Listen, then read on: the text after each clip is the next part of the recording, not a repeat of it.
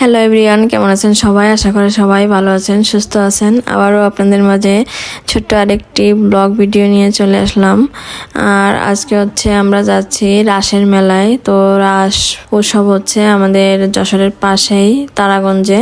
তো ওখানে যাচ্ছিলাম আমরা। আর যেহেতু শুক্রবার ছিল, সবার আমার হাজবেন্ডের অফিস বন্ধ ছিল, তারপরে বড়দার দোকান বন্ধ ছিল। তো সবাই মিলে আমরা রাসে গেছিলাম, রাসমেলাতে। তো এই যে আমরা চলেও এসেছি। আর যশোর থেকে বেশি দূরে না, হয়তো বা 7-8 কিলো দূরে হবে।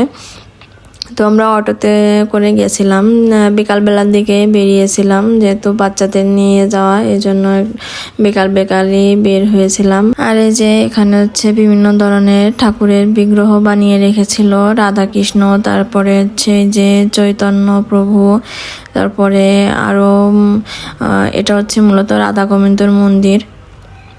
তো আমরা এখানে একটু ঘোরাঘুরি করলাম, ঘোরাঘুরি করে ছবি তুললাম, ভিডিও করলাম। আর এই যে বিভিন্ন ধরনের বললামই তো, ঠাকুরের বিগ্রহ বানিয়ে রেখেছিল। তো এখন বিকাল টাইমে আমরা মন্দিরের ভিতরে ঘোরাঘুরি করে, এটা যে অষ্টসখী বানিয়ে রেখেছে, রাধাকৃষ্ণের মূর্তি অষ্টসখী।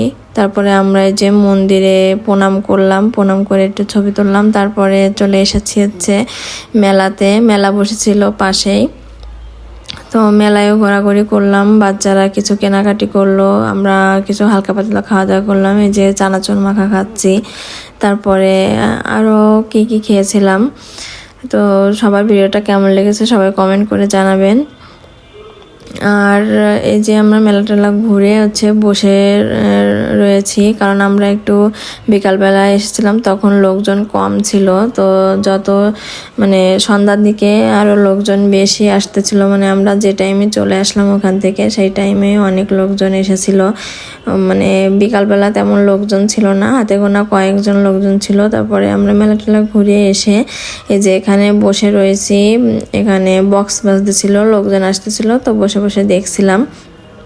আর এখন যে আমরা চলে যাব। তো যাওয়ার মুহূর্তে আমার যা বড়দির বোন এসেছিল, তো ওদের সাথে দেখা হয়ে গেল। আর এখন আমরা চলে যাচ্ছি, আমাদের ঘোরাঘুরি শেষ। তারপরে আমরা যশোর শহরের ভিতরে গেছিলাম। তো আমরা ওইখান থেকে ফুচকা খাবো মনে করেছিলাম মেলা থেকে। তো মেলার ফুচকা ভালো হবে কিনা, তো আমরা ভেবেছিলাম যে যশোর শহরে গিয়ে প্যারিস রেস্টুরেন্টে ফুচকা খাবো। তো আস্তে আস্তে অটোর ভিতরে আবার ওই প্ল্যান ক্যান্সেল হয়ে গেল। ক্যান্সেল হয়ে এখন আমরা রেস্টুরেন্টে চলে এসেছি। রেস্টুরেন্টে এসে বিরিয়ানি খাবো। তো সবাই মিলে চলে এসেছি। আর এই যে অর্ডার দেওয়ার কিছুক্ষণ পরে আমাদের খাবার চলে এসেছে। আর এটা ছিল ভোজনবাড়ি রেস্টুরেন্ট। তো আমরা সবাই মিলে ওখান থেকে বিরিয়ানি খেলাম। খেয়ে দিয়ে তারপরে আবার এই যে ওরা ছবি টবি তুললো, এখানে সেলফি জোন ছিল, ছবি তোলার জন্য স্পেস ছিল।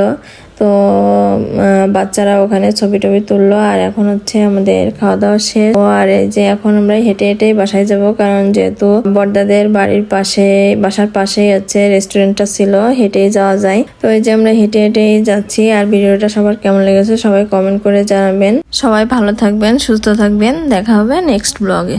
ধন্যবাদ সবাইকে।